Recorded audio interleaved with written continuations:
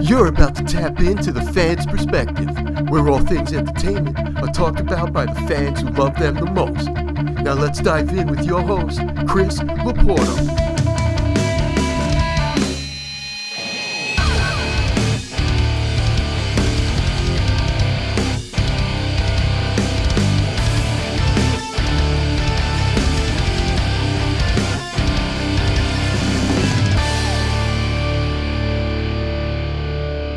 Hey everybody, welcome back to another episode of The Fan's Perspective, courtesy of StarsandCelebs.com, where you can get all of your entertainment news, play quizzes, read some celebrity interviews, and there's some other great podcasts for you to check out, coming to you on SoundCloud, all courtesy of StarsandCelebs.com. And don't forget about Chud.com for you horror lovers, which is perfectly fitting for today's episode. My name is Chris Laporto, and I'm so excited to be back one more time, and I'm really looking forward to be doing this episode because it's something that I've been wanting to do a podcast about for a long time. And joining me for this is, I'm done introducing you because you're a recurring guest at this point. So, Tara is back. Hi, everybody. It's also fitting that you are doing this episode with me because of what we're going to be talking about.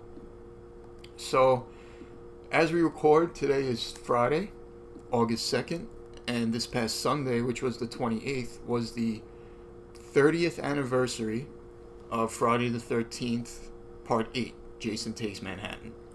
Which is especially special to me because I'm from Manhattan, so I feel like I remember, obviously, I would think I might have been maybe 3 months old when that movie came out, so obviously I was not pumped about going to see it in the theaters, but I do remember growing up thinking it was really cool that he was in my city, and whenever I watched it, it was like, I don't know, it was just dope to know that he was just downtown in Times Square.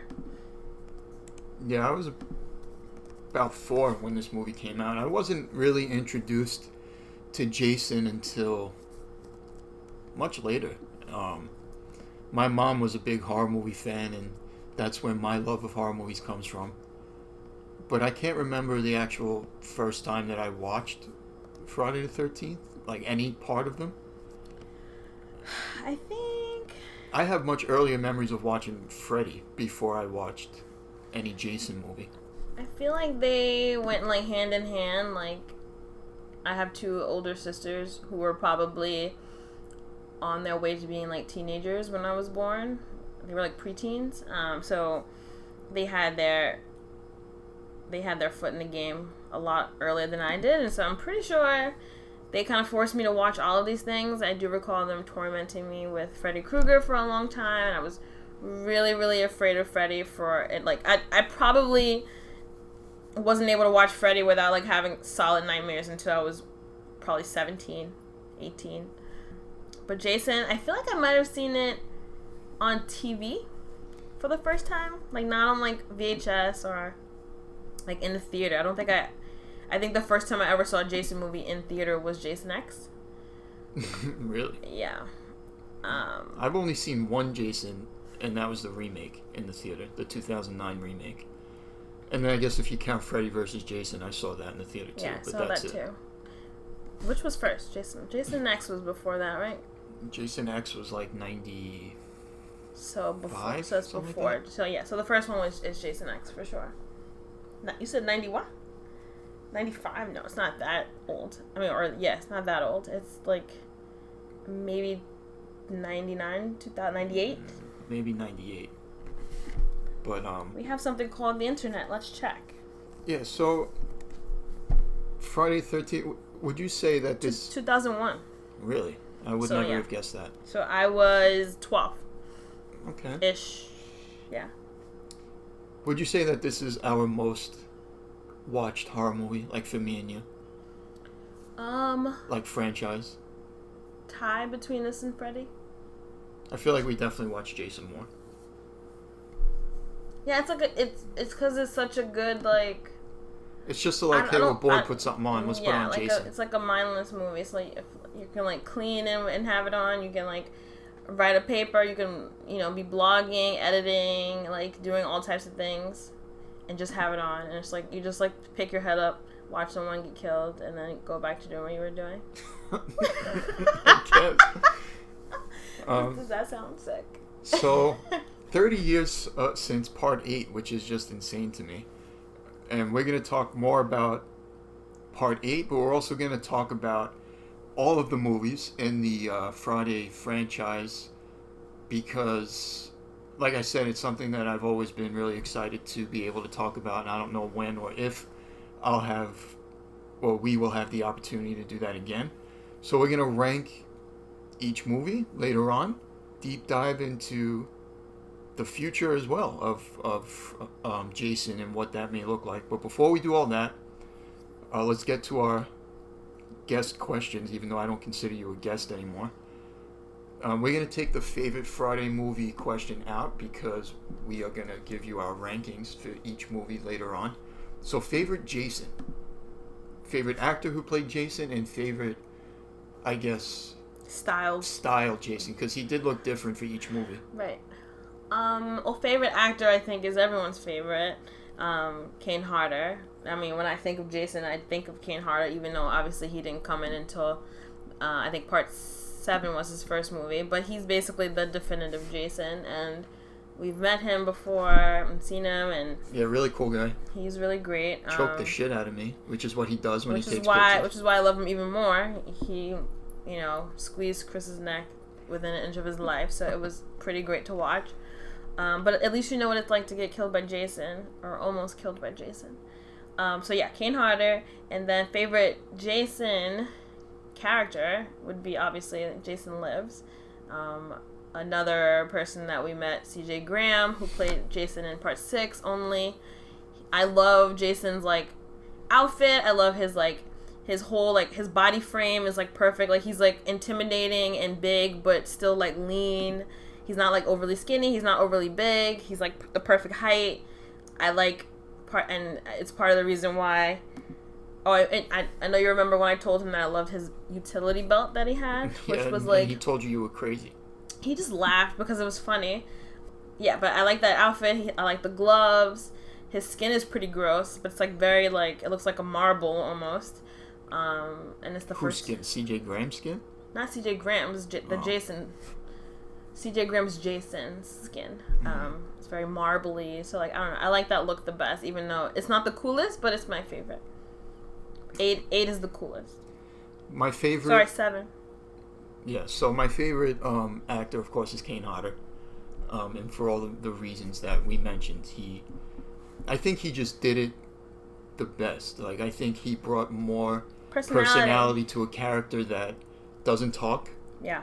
We've heard him talk in Part 8. He actually says some words, but Jason? Yeah, remember at the end in the sewer, and he has the kid's voice when he talks. I just thought that I didn't think that was Jason talking. I just thought that was them seeing some weird hallucination. No, or at the end in the sewer.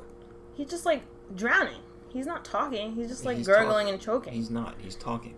I don't recall that. Anyway, but to a character that is very reliant on physicality, right? Kane Hodder did it the best. Yeah, when Jason's mad. When he's irritated. You know when he's excited almost. I think you see that the most in Part 7 when he's battling Tina. You just see the frustration. Yeah. That he's just pissed off. If he could just get one finger around her neck, he would ring it, but he just can't, and you can just see it. And I think when you look at the performances of Ken Kersinger and Jason versus Freddy, you see the difference that physicality makes, because that Jason was very much like a Frankenstein, didn't really move. It was ridiculous. He was awful, and I think Robert Englund had to do a lot of the carrying of that movie because the Jason was just terrible. And we'll get into it later, but I think Jason versus Freddy would have been a completely different movie and maybe a lot better. The writing still did not age well, but I think from a physical perspective, it would have been a lot better. Yeah. Favorite Jason is Part 7, because I just think he looks like a total badass. I love when he gets out of the water in the beginning and you see his spine, and he just looks completely menacing. And I just felt that version of Jason from Part 7 is the best looking one. I do like his when his mask cracks at some point at the end. Like, I think that makeup is really good. Like, his nose is like, it looks like someone chopped his nose. He looks kind of like the Crypt Keeper. But like a little bit of a, I don't know. The makeup is definitely superb from the body and the face in Part 7. Not, like we said, I mean, this episode is going to be all about Jason, and we love Jason. And I'll just say with this next question, I'll go first because it's easy for me. Jason is my favorite horror character from any horror movie franchise. Who would you say is yours? Favorite killer or just character in a horror movie? Horror movie franchise, favorite character. Favorite character. If I have to go just a favorite character, not a killer, I would say probably Sidney Prescott. No, I mean, okay, fine, killer. Well, I asked you, killer or... That's what I mean, we're talking about Jason. Well, that doesn't mean anything. You said, who's your favorite horror character? And I specifically said character or slasher or killer. Killer, fine, favorite killer. Oh my god. Favorite killer would have to be... It's a tie, I think, between Jason and Freddy.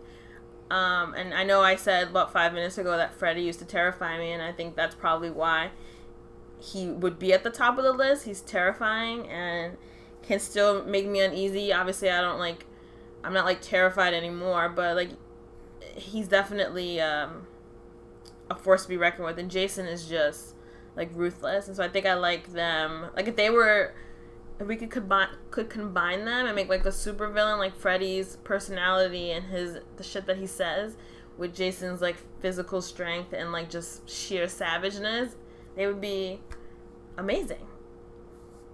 You're somebody I wouldn't want to meet. Oh, I definitely don't want to see them ever.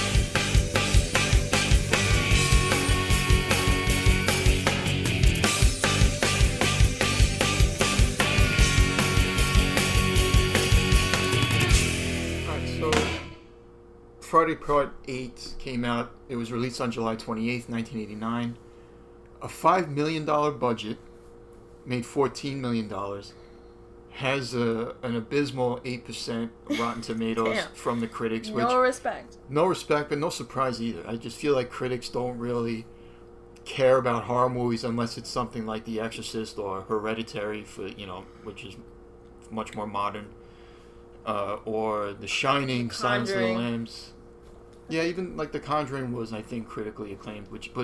I like that movie, and not that the other movies aren't good, but Jason, Freddy, Chucky, Hellraiser, they never get the credit that I think they deserve. I mean, they're all pop culture icons.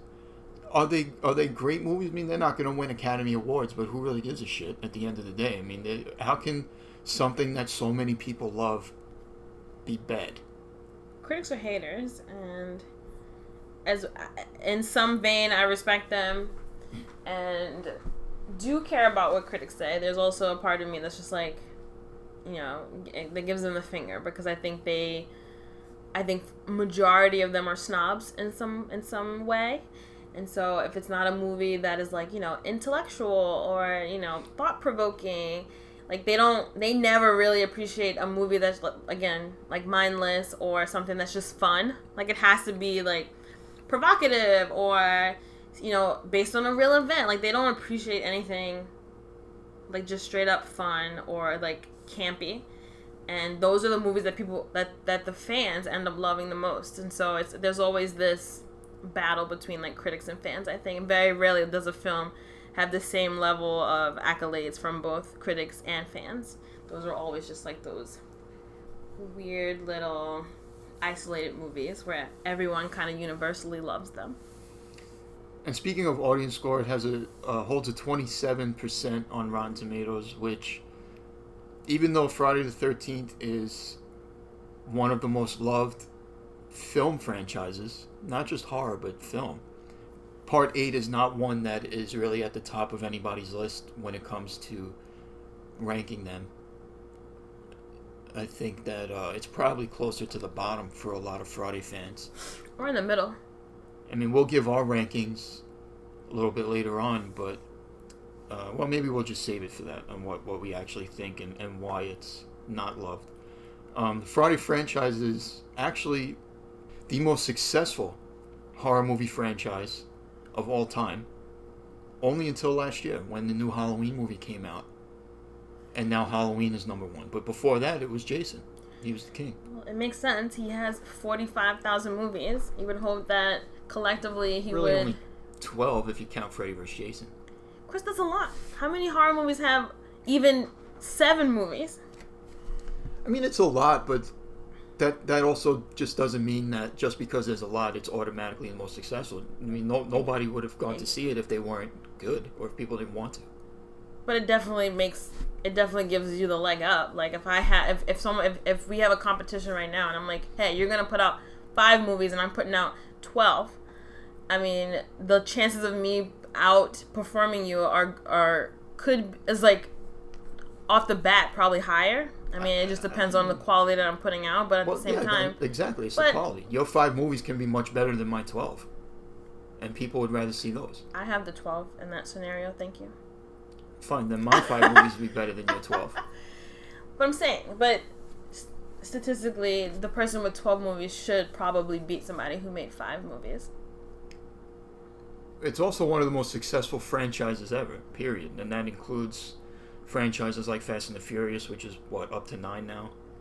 I mean, it makes sense. I think Jason is a part of pop culture. I don't think you have to be a horror fan to even know who he is. Like, everybody knows. The second you see a hockey mask, like, I can't even count on fingers and toes how many times I've, like, just watched a random movie or a random TV show across generations, so an 80s show, a 90s show, something more recent. Like, there's always some type of reference to Jason.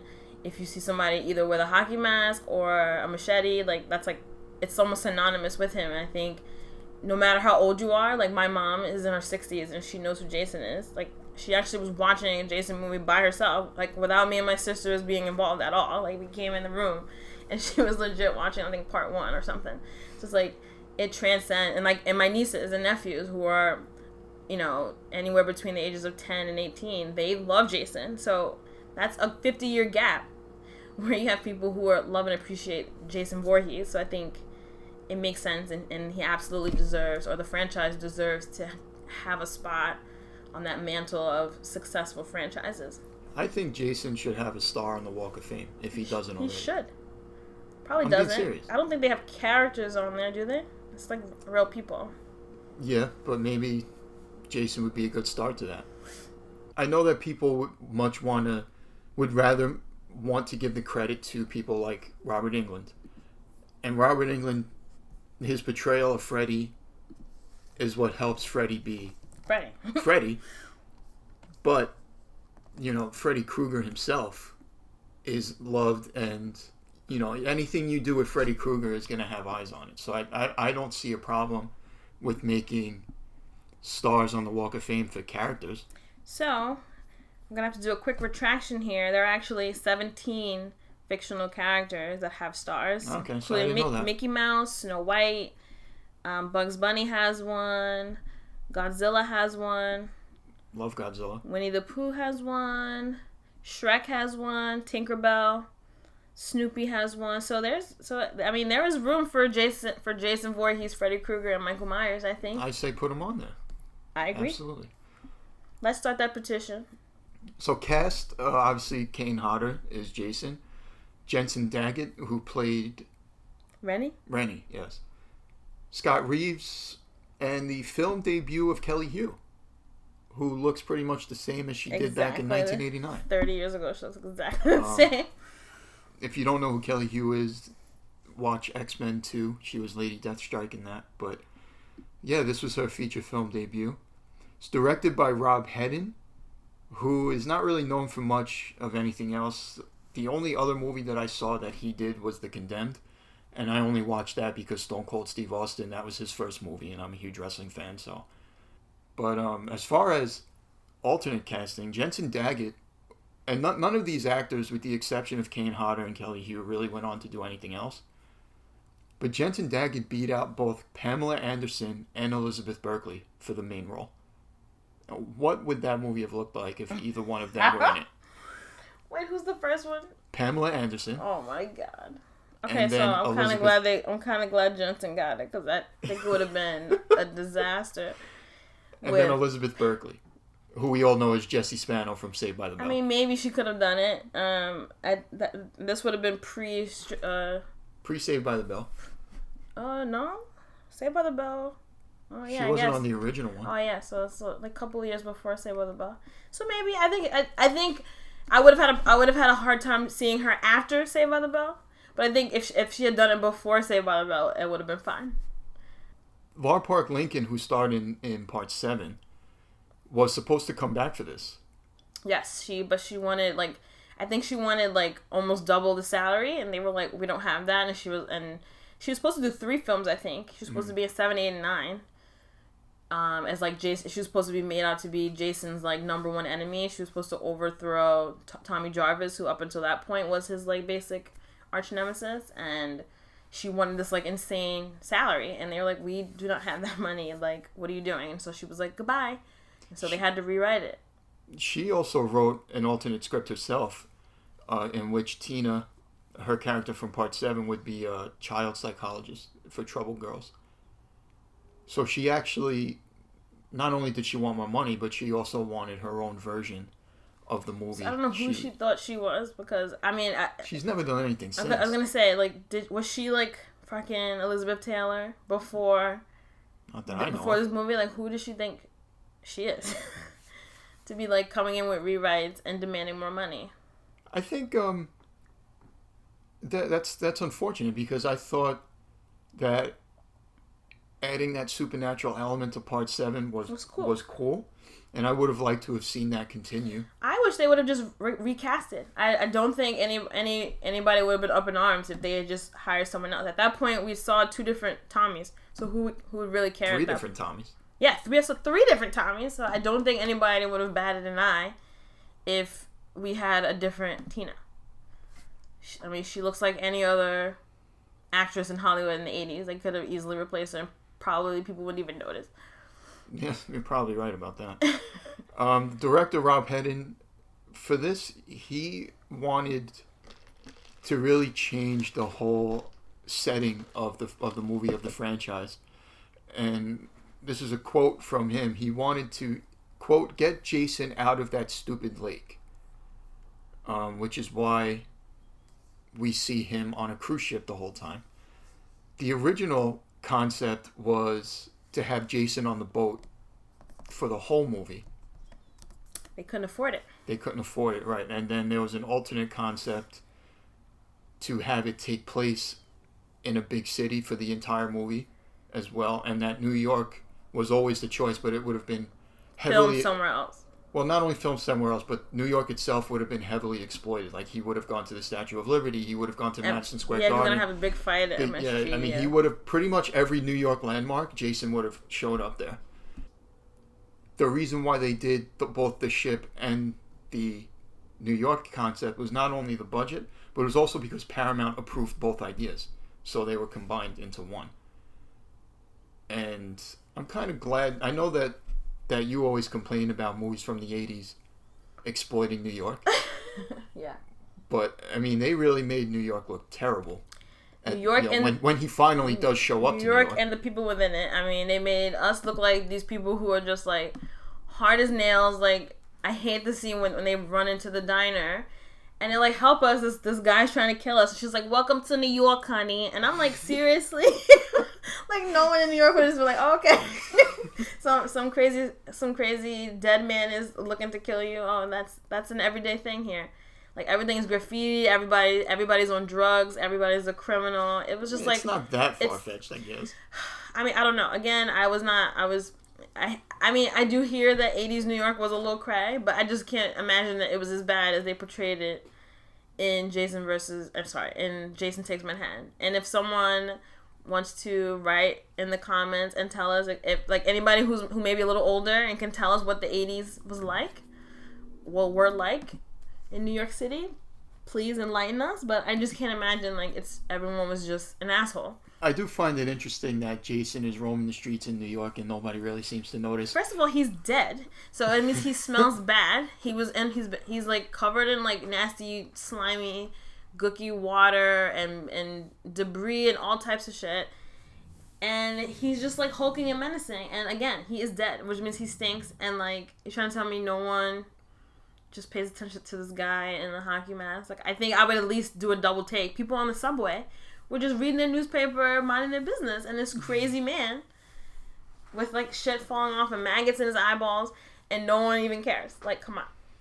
My favorite part of part 8 was when he's walking in, he's in Times Square. And those kids have their boombox, and he just walks and kicks it. Yeah.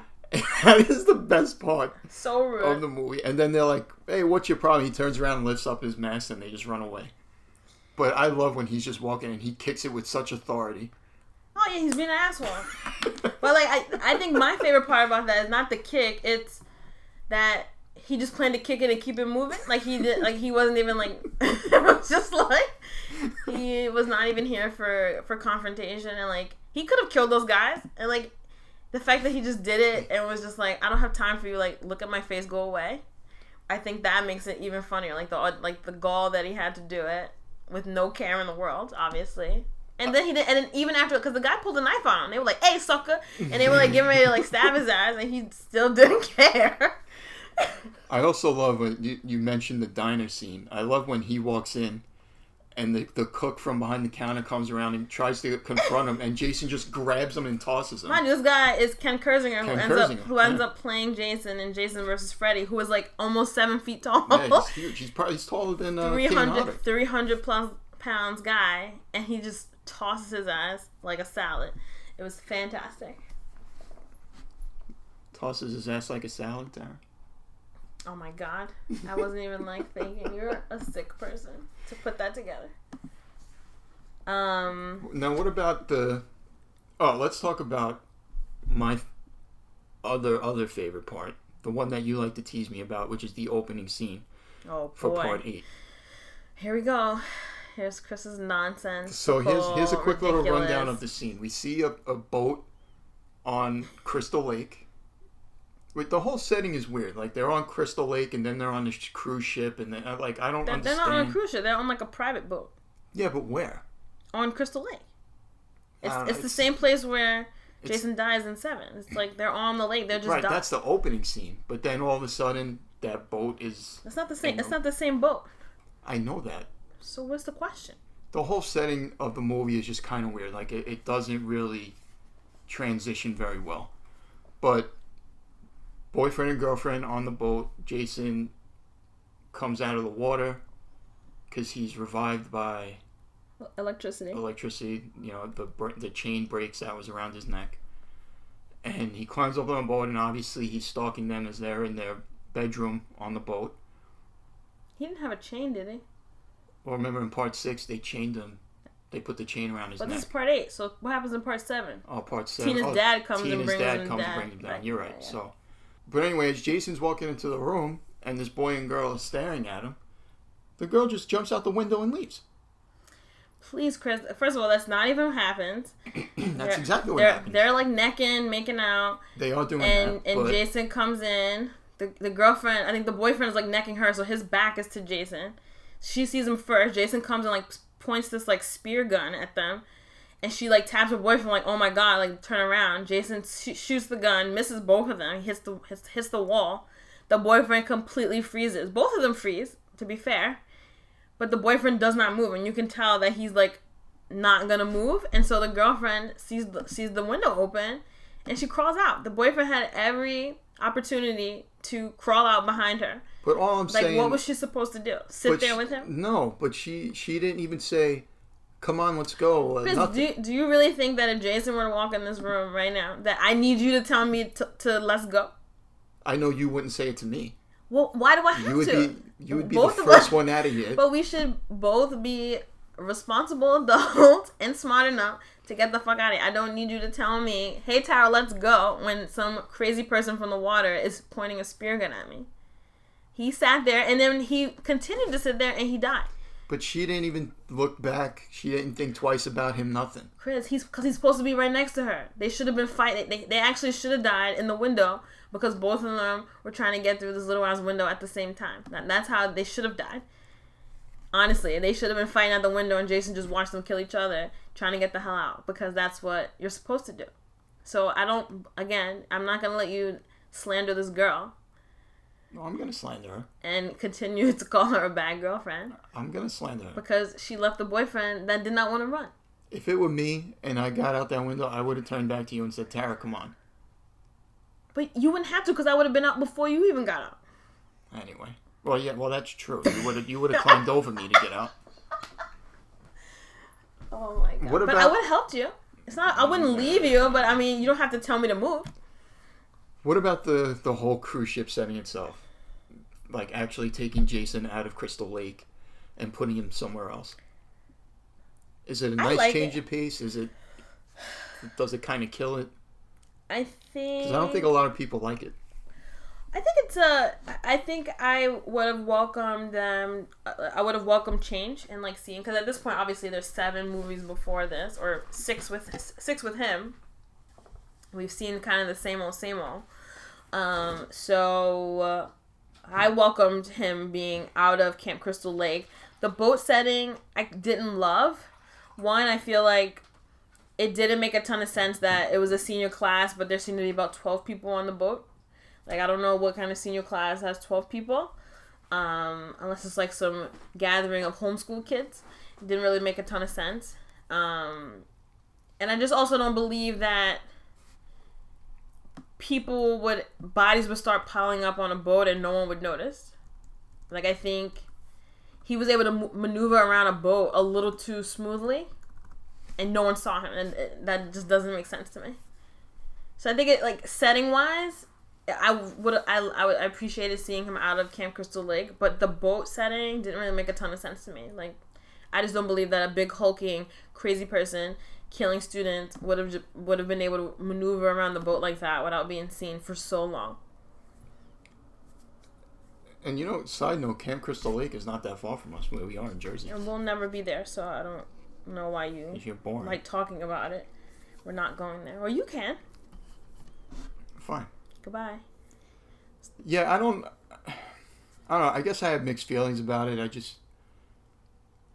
I guess at some point you got to change it up just to keep it interesting. But the movie's called Jason Takes Manhattan, and only the last 10, 15 minutes of the movie is in Manhattan. Yeah. So it really doesn't make sense. It should have changed the title. Yeah. But I guess it was long enough to say he took Manhattan, and I guess if that's supposed to be the point, then fine or whatever. But it's a little misleading. I think if I went to the movies in 88, I would have expected this to be him in Manhattan for a majority of the movie, not the final act. But there is a lot of cool stuff on the ship itself. Like kills? Kills, yeah. Like, I know we like, listen, it's just a movie. So when we say we like a kill, it's just a movie. But we kind of like when he strangles Kelly Hughes' character because of the way he aggressively throws her down afterwards. Just like savage. Like he chokes her and then I think I always kind of gawk at it because I want to know what her stunt double had to do, because it's clearly a body. It's not a dummy. It's not like this fake body that they're throwing. It's a human body. And he has her probably a solid 4 feet in the air, maybe, and just throws her body on a hard-ass dance floor. And I always think about, how the stunt double probably died also on the set. Because it's just so rough. Anybody who hasn't seen it, please go to YouTube and look up Jason Takes Manhattan. I think it's just, type in, dance, dance room or something like that. And it's, just, the most vicious thing ever. And she's already dead, so she doesn't feel it. But it's just, it's adding insult to injury. You just strangled her and, you're going to toss her like that. And then the way he stares at it after. Yeah, I did that. What? Do something. It was weird. But the cruise ship does have some cool moments. But my favorite kill comes when he's in Manhattan and he's chasing the boxer kid. I don't remember his name. Boxer. His name is Julius? Julius, yes. And forgive me, but we didn't watch the movie prior to doing this. But even though we've seen it a million times. I should have remembered anyway. But Julius is actually trying to punch the hell out of Jason and doing a good job backing him up a little bit until Jason's just like standing there eating every shot. And he says to him, "Take your best shot," and Jason just literally knocks his head off. And the head rolls off the building and into a dumpster. Which to me is, I think that's the best part of the whole movie. It's probably one of the longest death scenes, I think, because all the other deaths are pretty quick. Like, this one's like a solid 2 minutes, maybe. Like, you get tired watching Julius. Like, he's like he's a character that he's like the star boxer at the school. So like, this is like his moment to shine. This is what he's been training his whole life for, to, you know, fuck Jason up. And they're on the roof, and he like gets from one side of the roof of a New York City building to the other. So it's like a good minute and a half of him it's just Jason just taking these punches, and he's like getting more and more exhausted. It's very dramatic. It's a big build up, and you're like kind of like cringing, but you're like kind of rooting him on at the same time. You're like, yeah, get him. Then you're like, oh shit, like, oh no, you're getting tired. You're at the edge. Watch it. And then he makes that mistake, like you said. Take your best shot. And Jason's like, oh, okay, great. And it only took one shot. One clean shot. His head, like there was no ridges on the neck. It was just like straight. Yep. Straight, almost like a samurai sword just came through Julius's head and cut it off. It was really samurai sword in the shape of Jason's fist. That's definitely one of my favorites, but you already said it, so I'll pick another one. Maybe I will go, like, a cool death is when it's some kid who doesn't even have a name, but he's like Jason chases him, and he goes up like this ladder, or like climbs up some pole or something. Yeah, it's and he gets skewered sideways. It's like, It's kind of vicious. He doesn't have a name. You see him for 2 seconds, but it's also one of those moments where he's climbing the crow's nest. Yeah, he's climbing something crazy, and Jason just like tosses him, and he like kind of falls sideways on his like. It's very crazy. And it's one of those moments where Jason does his magic, because when the boy looks down, Jason's on the dock. I mean, not on the dock, like in the front, like on the boat, and then he takes one more step, and Jason's right under him. Like, when did Jason get up there? How did he? It's the same trick that he does in the woods. Like, he just appears and seems to catch up with you out of nowhere. It made no sense, but good kill. And I also always remember JJ with the guitar. Yeah. Only because I like her jamming out. It's classic 80s like jamming she's doing. Definitely classic 80s. She's in the hair metal. Is it the basement or whatever that is? I don't know what that would be. Yeah, I don't equivalent know to the basement of a boat. It.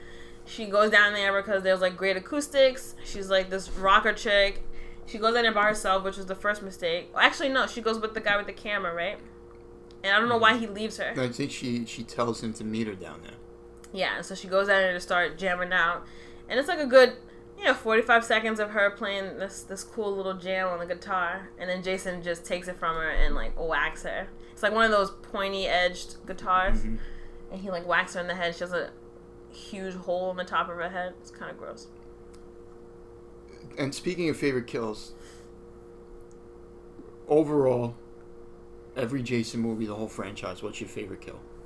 Because I know what mine is. Ooh.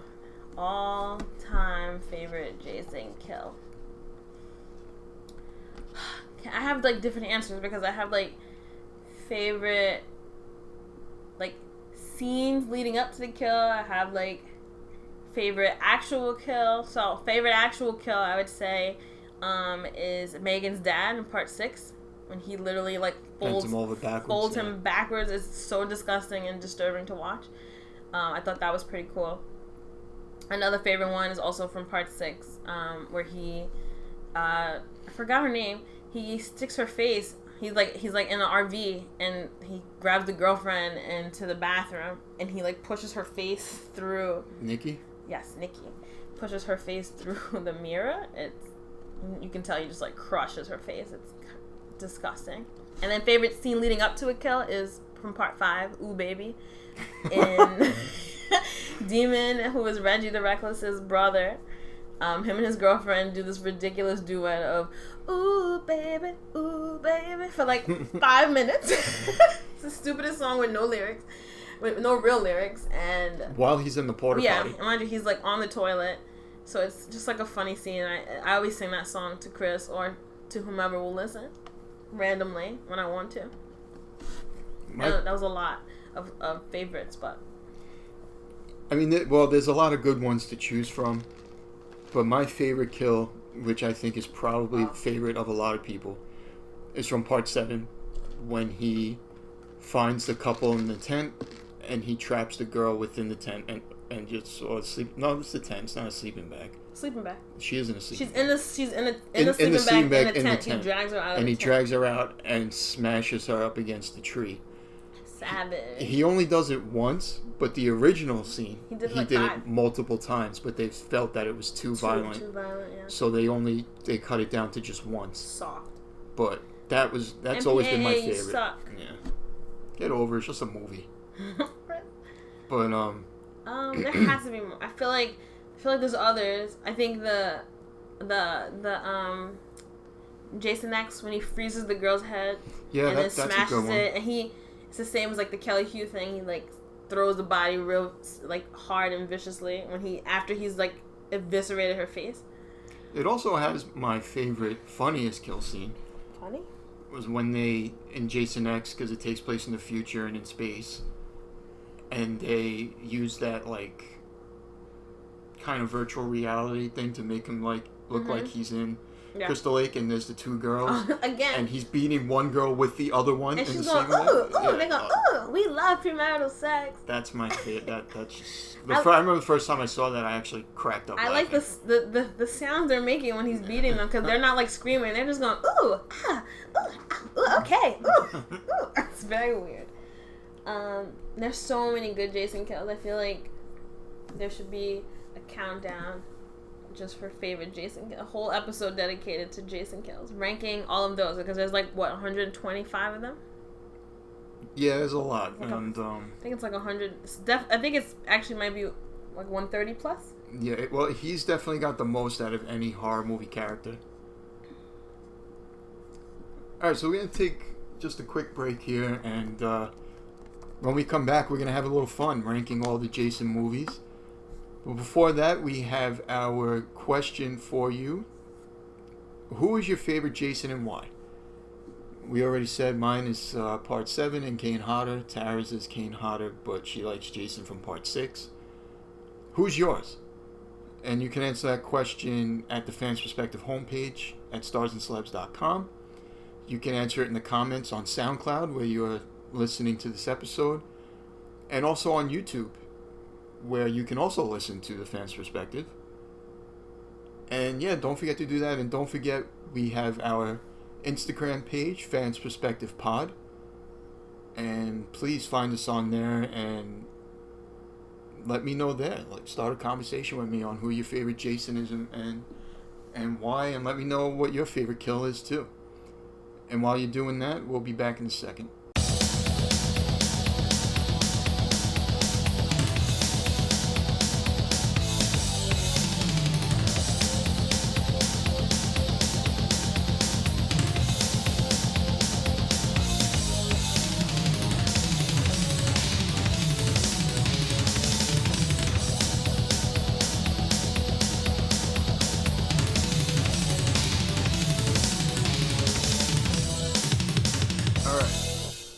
Let's have some fun here. Let's rank these movies. So there's 12 movies altogether, because we're counting Freddy vs. Jason in this as well. And here's how we'll do it. We'll start with you, and you just tell me what your number 12 is. I'll tell you what mine is. We can give a little bit of a dialogue back and forth, and then we'll go to the next one. Sounds good. All right, so here we go. Number 12. Your least favorite Jason movie is... Starting with me? Yeah. Jason Goes to Hell. It's number 12 for me. I just find this movie, like, Jason is in it, but not as much. I don't think it's as fun. I don't really like the characters as much. I'm not totally into the story and the body transformative possession thing. It's not my favorite. It's like definitely like if I had. Well, I mean, we do have the collection, but that's always gonna be the last one that I'll watch. Like I will never wake up one day and be like, I want to watch a Jason. Let me put on Jason Goes to Hell. So it hits number 12 on my list. Number 12 for me is the remake from 2009. Just because I just felt like they changed Jason too much. He was too smart and a little too fast. A little too fast. It just didn't feel like Jason, and I get it. When there's a remake, you know, you want to try to make it different. You don't want it to be exactly the same. But there are just some things that when you do that, it doesn't work. And it doesn't have the same impact. So I don't really... And you talk about not liking the characters. I mean, the characters in the remake, they're just there to get killed as far as I'm concerned. Like, there's no reason for us to really care about any of them. So it's just a movie that falls flat. I mean, you mentioned we have the collection, so we have that one as well. And we've watched it a few times. But it's not one that I really even care about because I just don't care about any of the characters. Even Jason, I don't really care about in that one. Yeah. And that one was played by Derek Mears. So I'll go next with my number 11, which was your number 12, and Jason Goes to Hell. And pretty much for the same reasons that you said. Again, lackluster characters. Jason is really not in it a lot. It feels very 90-ish horror. Like B-movie, 90s horror movie. And if... I'm going to go with C-movie. Yeah, I mean... there are 90s horror movies that have a certain feel to them. And this one has that feel to it. But there is one thing that obviously everybody remembers and likes about Jason Goes to Hell, and that's the end. When Jason is blown up and we see his mask on the ground, and then Freddy's hand pops up and drags the mask down to, we assume, hell, because he dragged it under the ground, which created just a whole bunch of buzz when that happened. Fun fact, they wanted Robert Englund to actually be the person to come up with the hand, but obviously that didn't work out, and it ended up being Kane Hodder. Yeah, Kane Hodder did it himself. But that's really the only thing to even watch Jason Goes to Hell for, and you don't even really need to watch the whole movie for that. So I'm pretty sure Kane Hodder, like, there's like a stat where like he's the only person to have played Jason and Freddy, and it's like a little, like, you know, like a super nuanced caveat. It's like, oh, like he's the only person he's played Freddy and Jason. I think they actually credit him for playing Freddy Krueger, which is interesting. Okay. My number 11, it's so cute. We're just such a little couple. Mine is Friday the 13th, 2009, at number 11, because it's just, like you said, awful. I hate the fact that Jason is, like, harboring, like, just keeping this girl hostage. I think that's so weird. So Jason would never do that. The coolest thing about Jason is that he don't give a fuck about who you are, who you with. Like, he's there to kill you and keep it moving. Like, he's not gonna kidnap somebody. And, like, he was, like, feeding her. It's just, like, weird. And he had, like, a little layer under the ground. Like, I hated the whole thing. So, number 11. Okay. Go next with your number 10. My number 10 is Friday the 13th, 1980. Okay, so the one with Pamela Voorhees. I just find it boring. And I know and listen, I will, before anyone jumps on my throat, I understand it's the first, it's the classic, Betsy Palmer is fantastic, but for me, it's a little too slow. It's just it's just a little bit, it's like underwhelming just a tad bit in every way. The only good part for me is the ending, like when she reveals herself and she talks about like her son Jason who died, and then everything thereon is pretty good. But everything before that is forgettable to me. I have to give it credit. Obviously, it's the start of the franchise. But for me, it's not something that I'll put on. If I want to watch a Friday the 13th movie, I'm not putting that one on. Okay, my number 10 is Freddy vs. Jason.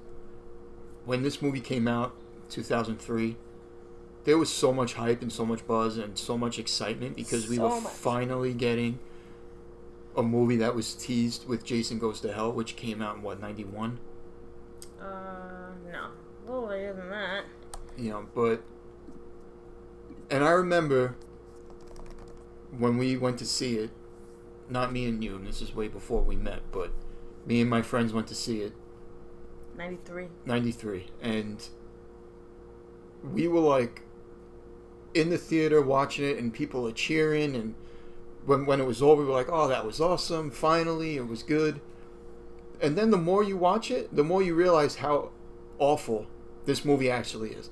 The acting is terrible. And then when you pay attention to how Jason is portrayed and how he's been portrayed by people like Kane Hodder, it is night and day. And that's because of the director, who not only did he not care, but he never even saw any Nightmare movie, any Jason movie. So he had no idea how to portray these characters. And the only reason why Freddy was portrayed correctly is because it was played by Robert Englund. Jason was played by Ken Kersinger, and he was actually told by Ronnie Yu, the director, just think of Frankenstein. That's who Jason is. And that's who Jason is not at all in comparison to whatsoever. So there was just no care about the and I think characters at all. I think that falls on the studio as well. I think they have at the end of the day, they're the ones who hired Ronnie Yu, and I think whoever was in that boardroom and was like, hey, this guy is going to give us a fresh take, all those people need to be like slapped or have like a slushie thrown in their face right now, because that they literally took a big shit on what could have been a monumental event in the horror world. It could have been so good, but they purposely picked someone who because they wanted a fresh take, right? So it's one thing to be like, hey, we want new blood, we want somebody to do something cool and fun. Maybe we'll take somebody who does martial art films or someone who does comedy. I mean, they could have taken a different direction if they wanted something fresh, but they picked somebody who had never seen any Friday or Nightmare film, and I think it's disrespectful. And he didn't even bother to watch him after he was hired. Right. Like, he didn't care at all. And it was just like, how dare you, Ronnie Yu, and I'm saying this to you right now, how dare you take a franchise at that point that had been 20 years old or 15 plus and just do whatever you want like that. Like, it's the same thing applies to Star Wars, right? Like, if I were to become a Hollywood director, I would never disrespect the franchise or the fans of the franchise by just taking my own spin on it. Like, I mean, I know you have the right to do what you want, but you don't. In some ways, you have to be respectful, right? And I feel like that was Jason versus Freddy ended up being disrespectful to Jason fans and Freddy fans, and to Kane Hodder, because according to him, he fully expected to play this part, and then they just didn't cast him. So we watched I watched a documentary with about Kane Hodder, and essentially he had a lunch with the producer. They gave him a script.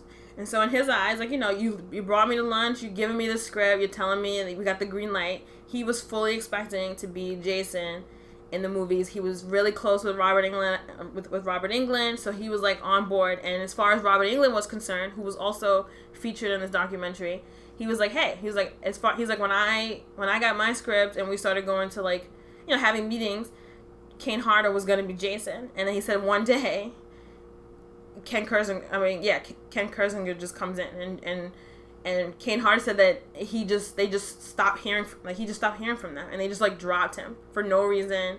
That he never really got an explanation. Like, they just went in a different direction, and I think essentially they wanted Jason to be bigger. But I don't know. I think that was such a slap in the face to Kane Hodder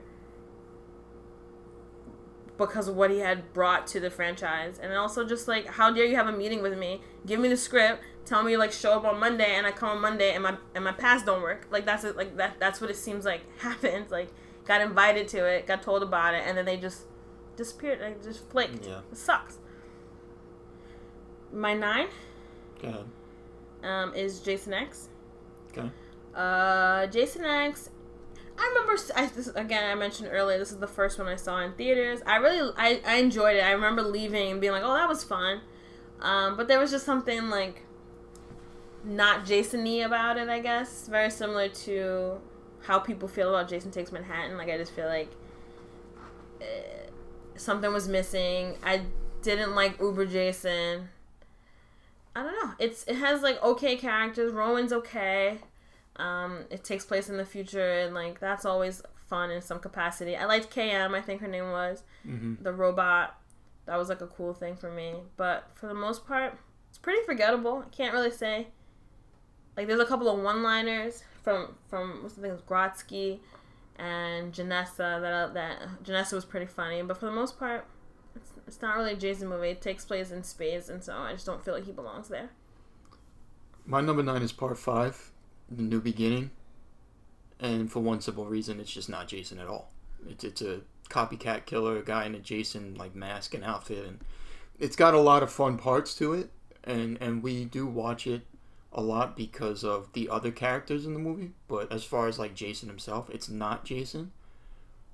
And literally not Jason, so that's why for me it's low on the list.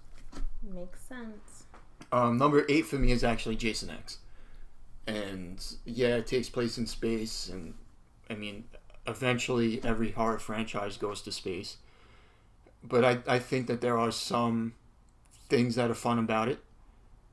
I think it's portrayed a little bit more of a comedy, which is why, like, when I do watch it, I don't take it seriously because it just feels campy, and, you know, some of it works and some of it doesn't. But I think it's, you know, it's number 8 because it's more enjoyable than the other ones that I mentioned before, so. Makes sense. What are we on, 8? 8 for me is part 2. Burlap Jason. Sackhead Jason. This one for me, I feel like,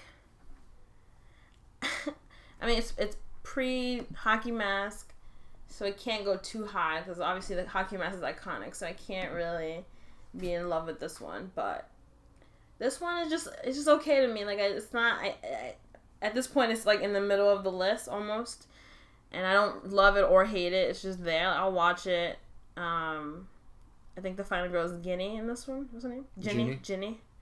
She's okay. Like, I know she's like one of the more famous final girls of the Friday series, but it's whatever to me. So I just this one I kind of just threw at number 8 because I didn't really know where else to put it. Number 7. Freddy vs. Jason. It's number 7. That's pretty much in the middle. I think I totally agree with everything you said about why it sucked, but I think I put it in the middle just because I'm holding on to what it could have been. So I like to, in my head, imagine a wonderful film that starred Kane Hodder and Robert Englund and didn't have Kelly Rowland in it. and with her stupid red streaks, and Monica Keena with her big fake lips, and Jason Ritter with his weird acting. The only good thing about Freddy vs. Jason was Robert Englund and the guy who played Mark. Yeah. I like Freeberg too. But other than that, I mean, not a great movie, so it falls in the middle. It's like, it could have been great. I remember being super excited, so it gets some points about just the sheer hypeness of it. I think very much like the way you said your theater was when you saw it. There was like, the room was packed. There were people sitting on the steps, I remember. Like, at every scene, people were clapping, cheering. Like, the ending was like, everyone was like, it was almost like being at a concert. So, it gets points for that, but the execution ended up being terrible. Yeah, number 7 for me is part 2. Sackhead Jason. I like how we're just like kind of flip-flopping. Flip-flopping, yeah. But I don't think there's anything wrong with part 2, but it's forgettable because it's not the typical iconic Jason that we know. Right. It's just it's like whatever. So it's just whatever. Number 6 for me is part 1. It is a classic because it started the whole thing off. We know that it's not Jason, it's Pamela, and Mrs. Voorhees. I just, I think it has to be considered pretty much right where it's at for me, right in the middle, only because it started the whole franchise, and without the popularity of that movie, we wouldn't have gotten everything else with Jason. Right. And Kevin Bacon's in it. So. But it is slow, and it can be a little boring. Very slow, very boring. But it's still a classic. Shout out to... Is she the oldest serial killer ever portrayed in a movie? Maybe. I feel like she might be. I mean, there's definitely a lot of good parts. Like I said, like the ending scene is dope as hell. Kill her, mommy, kill her. She's clearly a psychopath. We're on 6, right? Mm-hmm. 6 for me is, this is going to be very unpopular probably, A New Beginning. I know this movie gets a lot of shit because it's not Jason, but I'm going to pretend. Because I feel like up until the last 5 minutes, we do think it's Jason. So if you were in the theaters enjoying the movie up until he gets pushed out of the barn, you're probably pretty satisfied. I think the movie is fun. I think if we were to go back to 1985 and make it Jason, it'd be a fun movie. It'd probably be a lot higher on people's lists. It has fun characters. You got Reggie the Reckless. You got Pam. You got Demon. Love Pam. You got, oh my God. You have Joey with the famous chocolate bar scene. You got Violet and her dope ass dance in her room. Like that's, I mean, the movie has gems. The kills are a little boring. Obviously, that's a result of it not being Jason and he doesn't have any like super strength. It's a lot of just like gut stabs with a knife. So nothing super original, but I think this one has the best characters. Everyone has like almost full, like, I don't want to say full story arcs, but we know who they are, we know their backgrounds, like they have depth. Probably in of all the Friday movies, like for the most part we meet people when they're having sex and then they die. Like this is like the only movie where we like get to know characters. It's not my favorite Tommy Jarvis. That's like the only thing that kind of knocks it off, like knocks off a couple of points. It's the worst Tommy Jarvis, but everything else is pretty solid. So I'll keep it dead smack in the middle at number 6. Number 5. My number 5 is Jason Takes Manhattan. I know that's, again, super high for this one. But I don't know. I think it has a rewatchability about it that the other movies don't have. Maybe with the exception of part 6. Like all the other movies, 12 through 7 pretty much, I wouldn't put on, but this one I'll throw on. So it has to go up a little higher just because I think it's not the best from a writing or character perspective, but for some reason it's like watchable, like binge watchable. So we actually agree with this one because part 5 for me is also Jason Takes Manhattan, and we did our little deep dive about it, and it does have a certain rewatchability, like you said. So it's right in the middle for me, number 5. Number 4 for me is part 3. Same. And I think mainly it's because this is where we get the hockey mask for the first time for Jason. And obviously that would be his signature look. The movie itself is okay, but I just think it has a lot to do with, this is where we actually finally get Jason. I like Even though we got Sackhead Jason, but right. I just think this is a step up, obviously. I like this one because I think it's the first and last time we see him a little vulnerable. Like, it's the first... outside of the, I guess, personality we see from Kane Hodder later on in part 7 and 8 specifically, we see, like, he's kind of, like, playful, like, but, like, he's almost like a menace. Like, he's like Dennis the Menace if he ever decided to go crazy. Like, he's, like, kind of, like, playing with her. It's, like, cat and mouse. At one point, he, like, lifts his mask up and, like, sticks his tongue out at her. He, like, when she's, like, there's a part where the final girl is, like, charging at him with a car and he jumps out of the way. Like, it's just, like, it's not the Jason we see later on. Like, when people charge at him with a car and he stands there. Because like, it's still human Jason. Right. So, like, I think, like, it's cool to see, to watch, like, when you rewatch it, to see how different he was before he died and then, like, after he became zombie Jason. Just, like, he became more badass. Like, he didn't care about anything. Like, he was impermeable. Like, it was like whatever. But this one, he was like, oh hell, like, let me get out of here. Like, he's running from her at some point. So it's kind of funny to see. That's the one time you see him be the mouse instead of the cat. Okay, we're in our top 3 now. So number 3 whoop, whoop, whoop. is My 3 is the final chapter. Part 4. Yes. Mine as well. Oh, Chris, did you we're copy my list? We're starting to agree here as we go down the list. But yeah, number 3 is Part 4 for me. Yes. This is the last time where Jason is human Jason before he would become zombie Jason. And it also has one of my most memorable scenes in the entire franchise with the guy in the basement screaming, "He's killing me." You're sick. As he's screaming, "He's killing me," as Jason is killing him, which is just gold. It's just absolute gold. First of all, I think you like to think that he's just saying it because he thinks it's fun. He's warning the girl that like she needs to go. He's like, run, like he's killing me. Like it's like, golden though. It's so good. He's doing the noble thing, and you make fun of him for it. I also like Corey Feldman. Of course. Yeah, in the movie, so.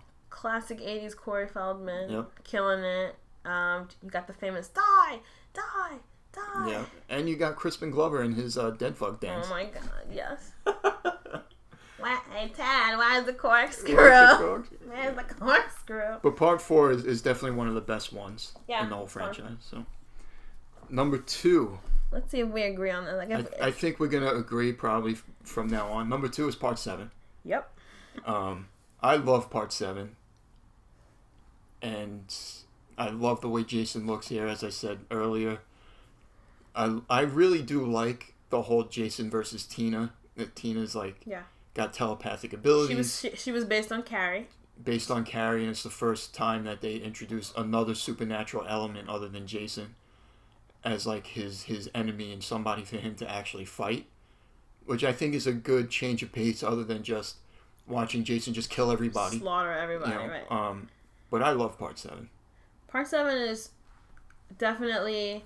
And it's weird because Part 7 probably, from a production standpoint, Part 7 went through the ringer, went through the ringer the worst when it came to the MPAA. They had like several revisions, and they had to like the movie that got submitted the first time and the output that we end up seeing in theaters are completely different movies. I don't know why, but at this time there was like this big change in like what they were going to allow from for them to get a rated R rating in the theaters, and so they had so many rewrites, and so like I don't know if you noticed, like there's almost no blood in Part 7, so because they were just for whatever reason, I don't know if it was a new panel or who the hell was like reviewing these movies, but they had like I think over 13 different rewrites and like cuts to the movie. Like it was a lot gorier. It probably would have been the goriest in the franchise, but they had a lot of production issues when trying to get it off the cutting room floor and into the theater. So the movie we saw was definitely watered down a lot, but there's tons of gems in here. Melissa, probably one of the most vile characters ever. She has my favorite line in the whole movie when Nick and Tina come to the house for the first time with all the friends. They're like partying or whatever, and Tina comes in and goes, "Hi, I'm Tina," and she goes, "I know," and like just like but like rolls. It was just like so weird. She walks It's away. It's supposed to be meant as an insult, but it's just like it falls flat, weird, so it just ends up being hysterical. It ends up being funny, yeah. And Melissa's just an idiot with pearls, and she's wearing this stupid pearl necklace, and she's just a complete bitch. And so that scene is just hysterical to me. I don't know why. I also love the part where oh no, that's Part 6. What were you gonna say? With when he's standing in front of the two in the car. Yeah, that's Part 6. That's Part 6. All right. So. Another good part in 7. There's also a lot of like stupid things in Part 7, which I think probably comes from all the rewrites and cuts that they had to do. It probably just started jumbling together. But there's like a scene where the girl's supposed to be like the geek. She goes like they're having a party. She has putting all the makeup on. She has a crush on one of the boys.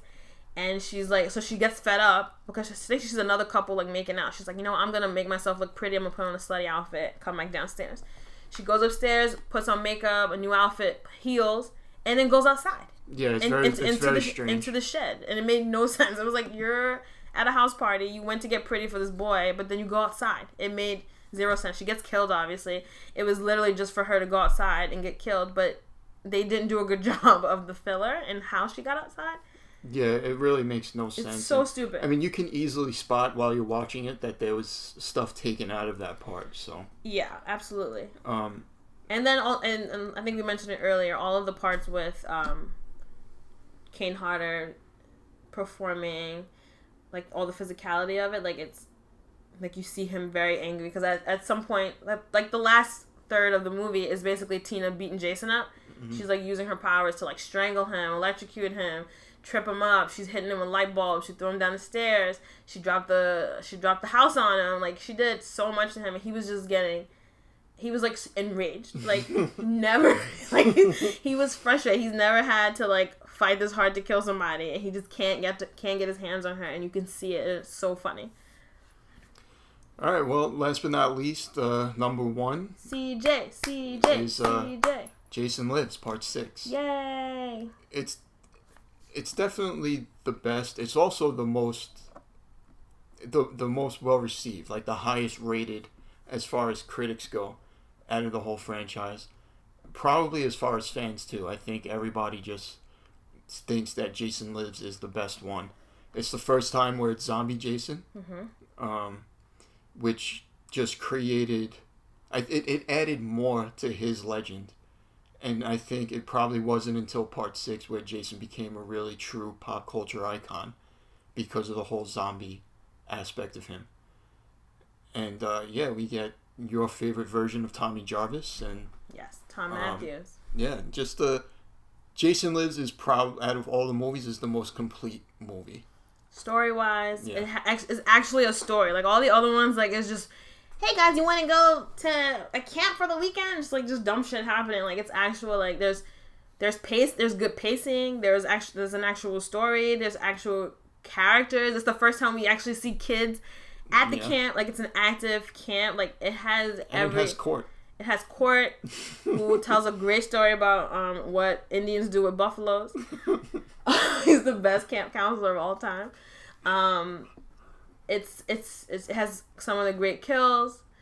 It has one of the best resurrections, I think. Maybe the second best resurrection.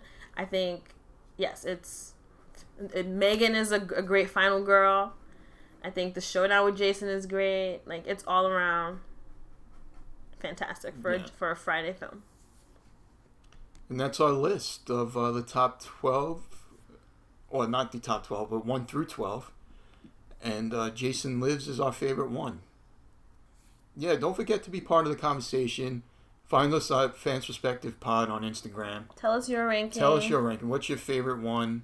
Just let Chris know that you agree with my list, because for the most part, mine is perfect. Anyway, moving on.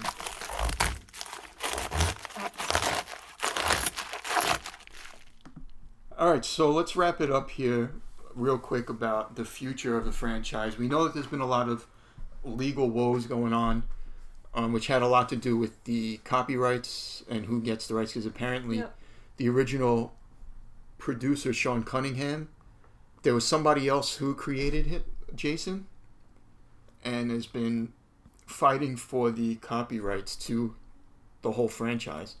Well, did he say he made the character or the name? I can't remember. I think he said he made the character. So that kind of held the franchise in limbo since 2009, even with the release of the video game, which was highly anticipated and well received. They had to stop doing updates for the game because of all the legal activity going on. But that seems to be over now. Seems to be settled. And apparently, there are 2 movies in production, and one of which is being produced by LeBron James's movie production company. Yep. And this comes after the success of Halloween from last year. And I think it was right after that LeBron James and his people announced that they were going to try to produce a new Friday movie. Yeah. So what do you think? What do you think about the future of Jason? Does it look good? Does this generation of fans, the people that are younger than us, do they not care about Jason? Will Jason have the same impact? Because it's going to have to be good for it to be a resurrection of the franchise. I think they are going to have to pull from everything that made the Halloween 2018 remake a success and kind of replicate that.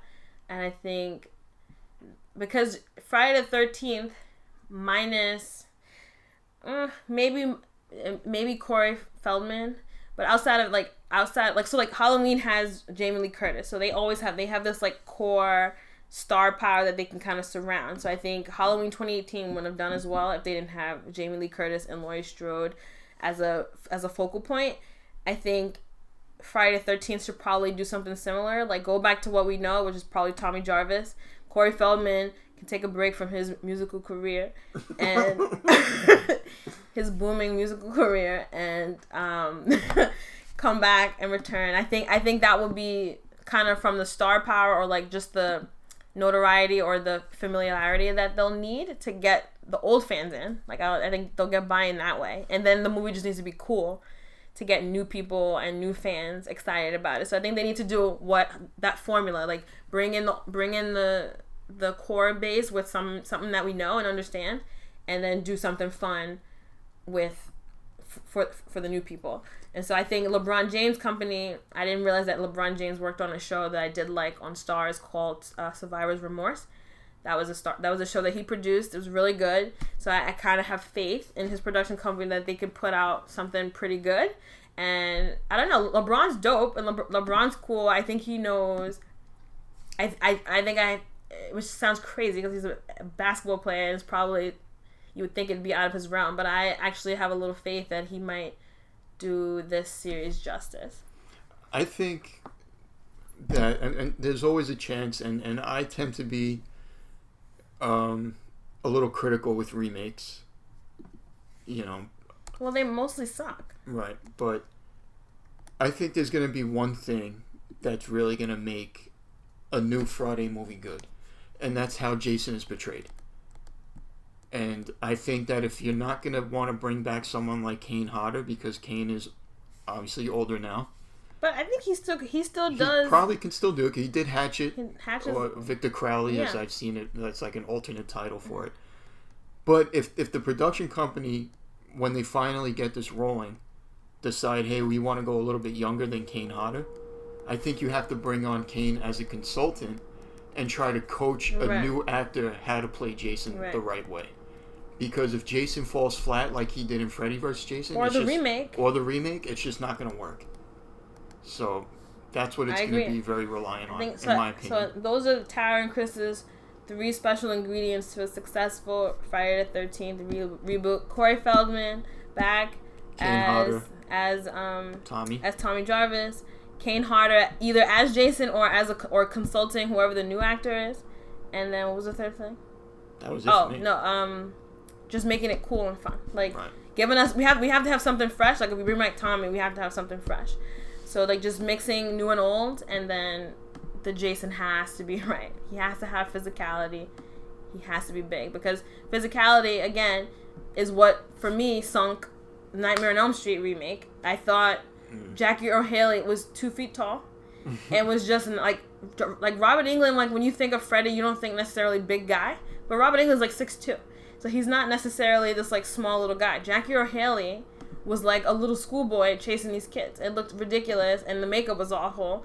So, and the script was bad, but like even if the script had been great, the Freddy didn't hit for me, so I hated everything about it. So again, it'll be very important that Jason has a cool mask, cool outfit, has physicality, has presence. Yeah. I think that's the only thing. Oh, and we need good kills. Can't have boring kills. If the kills are that might fuck it over too. Right. Because the kills in the 2009 version were stupid. All right, so we ran a little longer than usual, but we had a lot of fun with this episode, and I hope that you did too.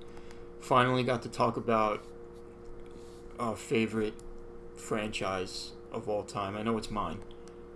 Let me know what you think about Jason, about the franchise itself, what your favorite movie is, what your favorite kill is, what your favorite Jason portrayal is from which movie. And you can do all that at the Fans Perspective homepage at starsandcelebs.com. Don't forget to leave your comments on SoundCloud where you're listening to this, also on YouTube, where you can also listen to Fans Perspective. And find me on Instagram, Fans Perspective Pod. And yeah, we hope you had as much fun as we did, and we're going to be, I think, doing more episodes like this in the future. I know that the anniversary of the first Nightmare on Elm Street is going to be coming up in a couple of months. Yeah, 25. Yep, so we're going to be looking forward to that. And again, Is just it 25 or 35? 35. 35 years. Oh, shit. So, again, thank you so much for your support of the Fans Perspective podcast, and I look forward to talking to you again soon. See you later.